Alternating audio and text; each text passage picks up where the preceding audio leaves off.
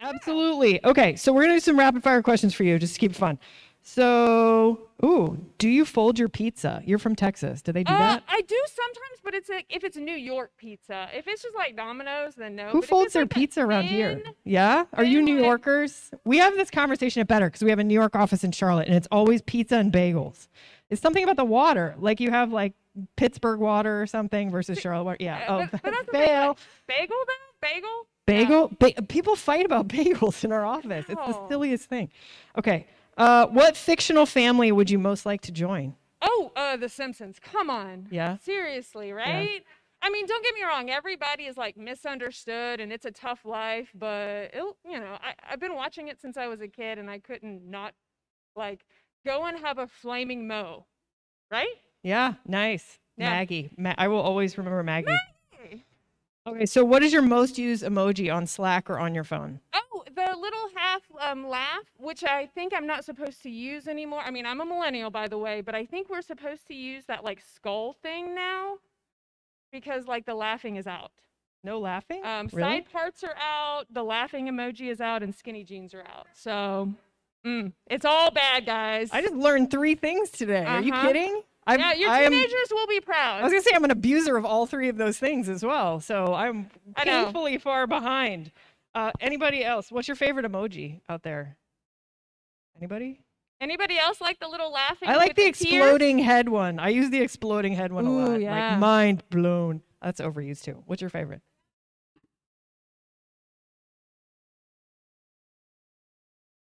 Oh, you didn't say party penguin?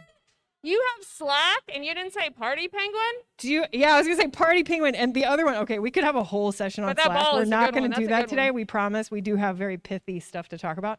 But do you have the one that's the rotating rainbow Furby? We use the rainbow Furby a lot too. Oh, I just taught you one. You're gonna use that today. I will be proud of myself if I can go back to my 17-year-old and say I did the rainbow Furby Demi, teach. my Okay, shoes are so last one. uncomfortable. My shoes. Hold Oh, on. nice. I'll be You right had back. I'll pink. be right You back. had really cool pink shoes on before. Okay, so who was your famous childhood crush? Sorry, you were really in this the is a middle good of one. I got to something. come back for this. I'll change my shoes in a second.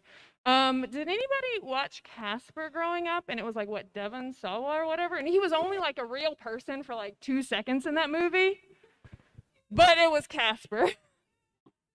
Yeah, All right. so cute. Apparently relatable content. Oh. All right, so we're gonna let you. There's your shoes. Look at this. We have like people just fairies that just pop out with things. Even better shoes. Is it okay if I wear these? Permission to the crowd. Because how many people have worked from home for the last 15 months? I had to put these on this morning. I was like, are you joking? And these aren't even heels. Putting on wedges, that would hurt. No, not in my future. All right, so I'm going to truly turn it over to you. So everybody awake now? We ready to get into a transformational kit for our lives? Brandy, you ready? I'm going to remember Casper, and I don't know why, every time I see you from now on. Oh no, that's what you're gonna take away. It's all good. Hey, we'll take it. To crush the goat?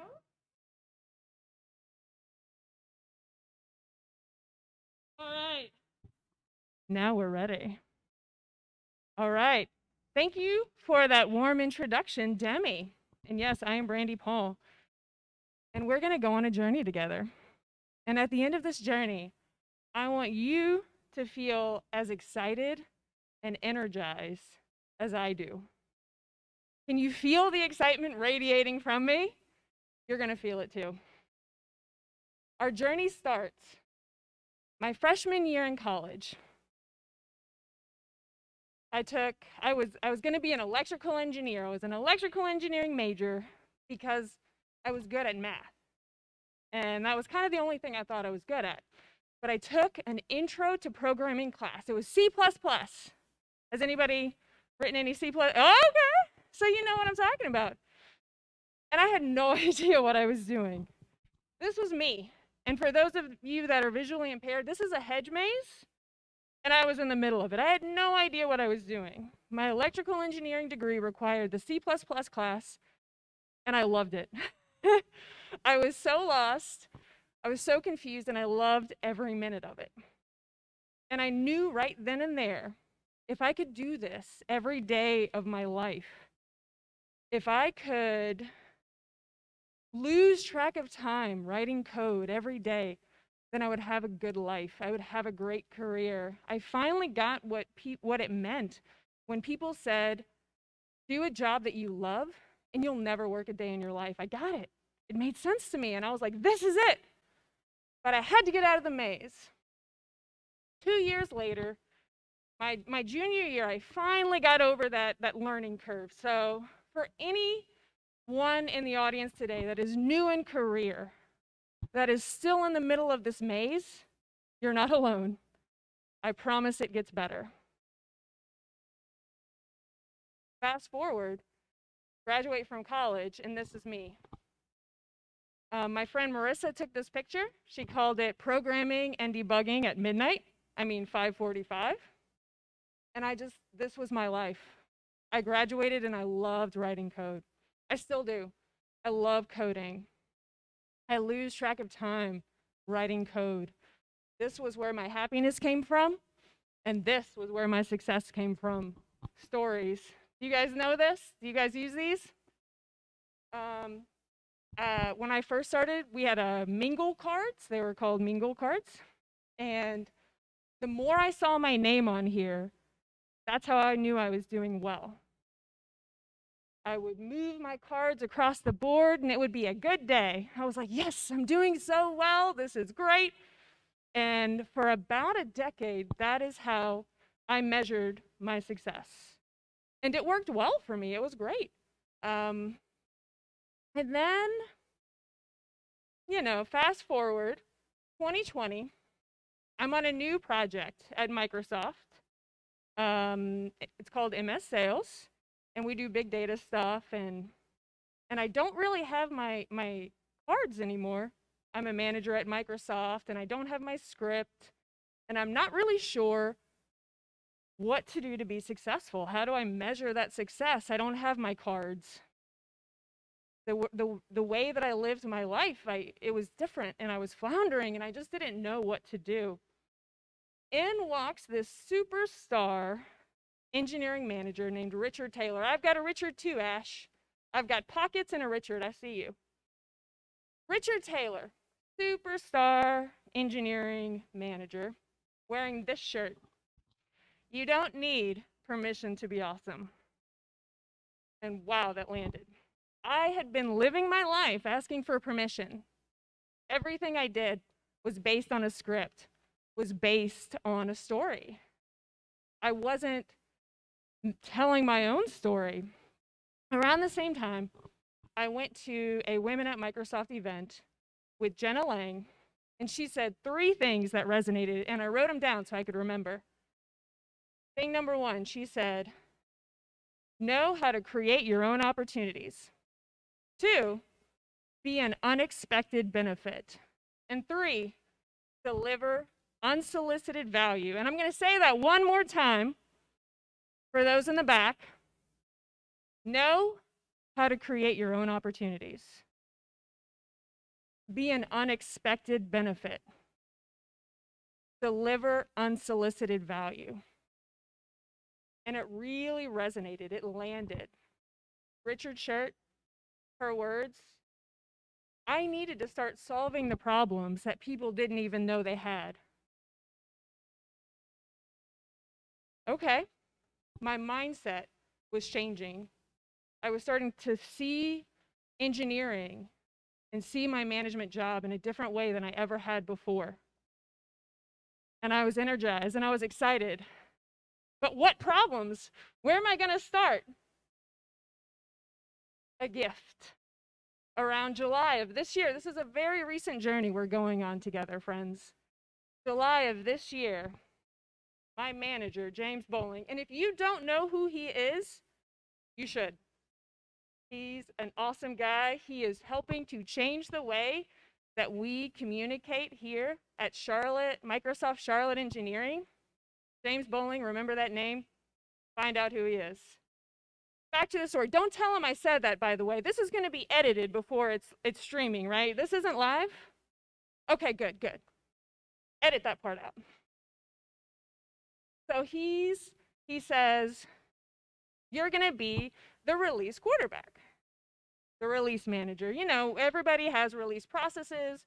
We have a large project and we have a person in the role moves around once a quarter to who's going to manage the releases. And it was up to me. So I spent some time learning about our releases and I was like, this is it. Our releases are a mess. This is where my unsolicited value is going to come from. These are the problems that I'm going to solve. All of these things that we've just been doing the same way for so long, we're going to fix it. So of course, I pull out my handy dandy Visual Studio Code and I start writing a C# program because that's what I do. I'm a programmer. Around the same time, that same manager, James Bowling, we were talking about an application and he said something else that resonated. This could have been a SharePoint workflow about an application that I didn't really know much about, but this could have been a SharePoint workflow. This landed for 2 reasons. I had never thought about an app not being what it was. How could this be something different? Why, what do you even mean? And number 2, what's a SharePoint workflow? I did not know what that was. The armor I always wore was, I write software, I don't really use it. I didn't really use SharePoint.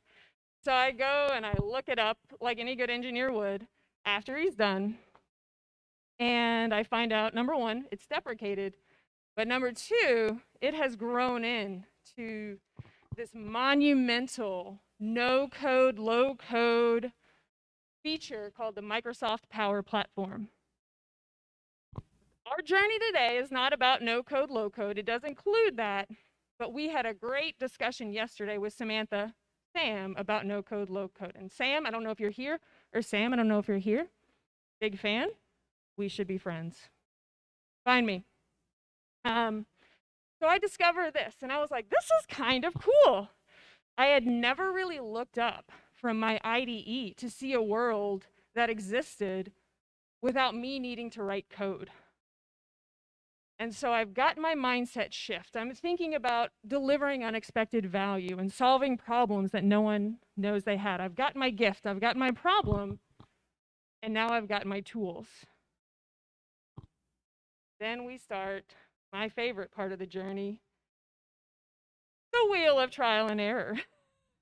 As I learn about what our release has, the different components, I start picking out which problem I'm going to solve, and then I'm picking out which technology I'm going to try to solve it with.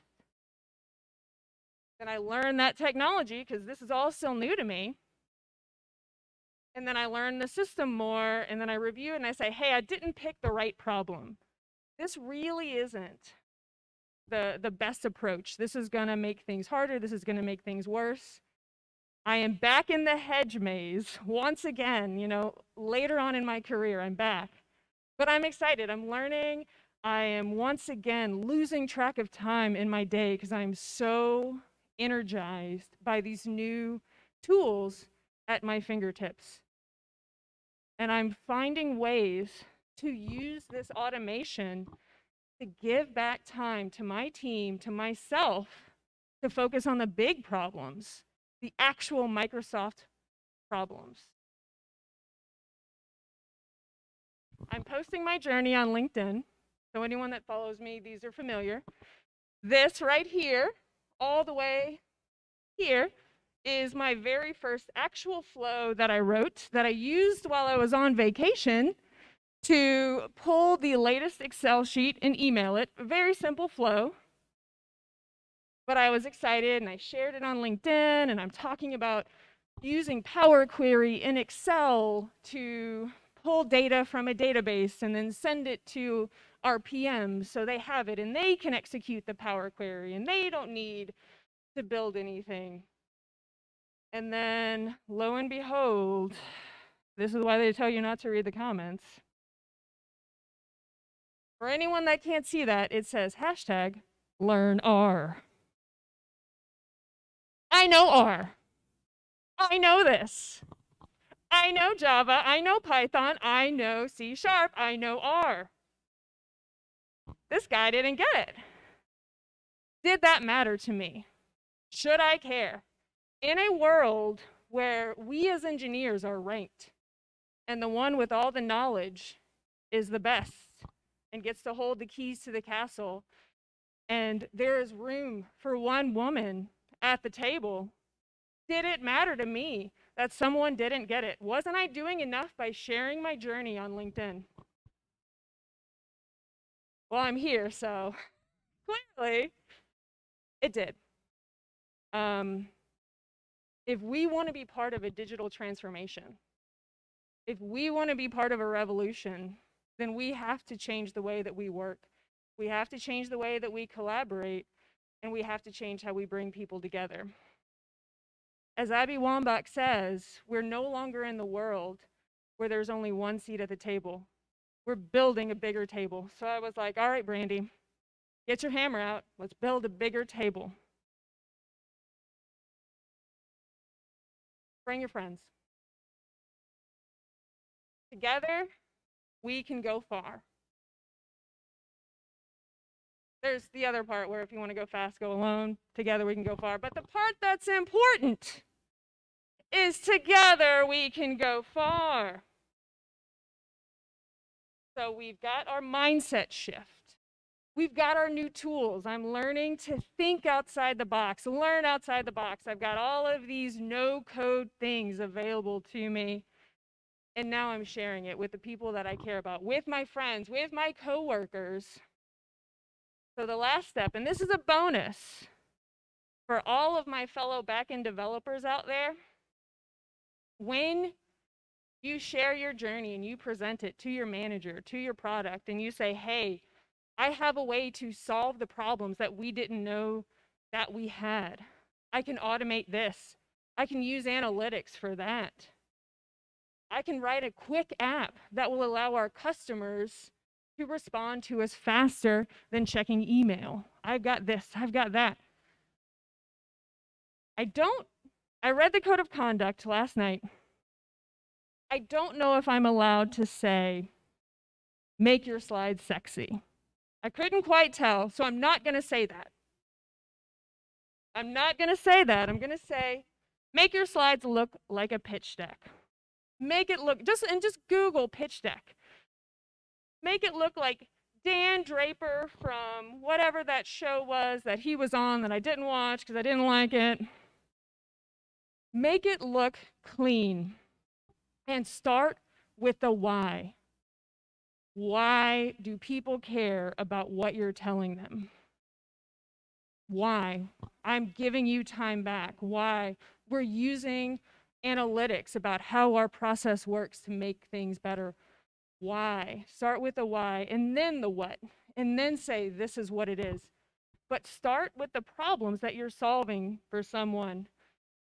All of my UI and UX, you already know this. You already know making a slide look nice. I'll say nice. But for us on the back end, I get excited about architecture. But then you're burying the lead. Don't bury the lead. If you want to be heard, especially with your digital transformation, you need to be clear and concise and start with the problems that you are solving. Those unexpected problems that you found, that unsolicited value, these opportunities that you are creating for yourself, start with that. And then give them the what and the how.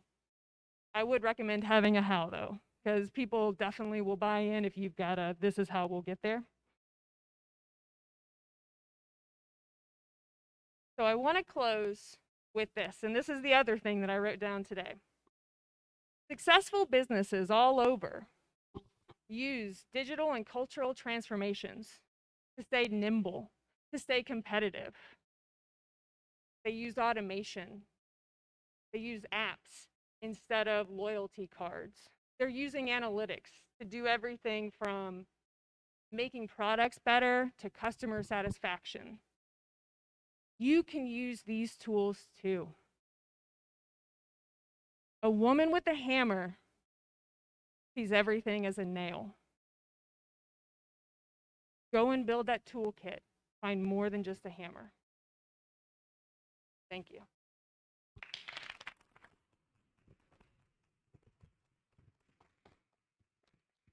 I will be at the Microsoft booth, but I think we have a little bit of time for questions. So, side note for you, Demi, when I practice this, I practice it for 20 minutes because when I get excited, I ramble.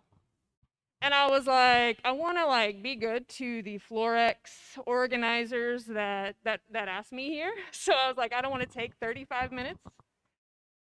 And I wanted to leave time for questions because I was so excited. I know you guys are excited now, right? We're all ready. We're ready. Nice. We also like that just from the Toastmasters aspect of this. If anybody's in like, is that even still around?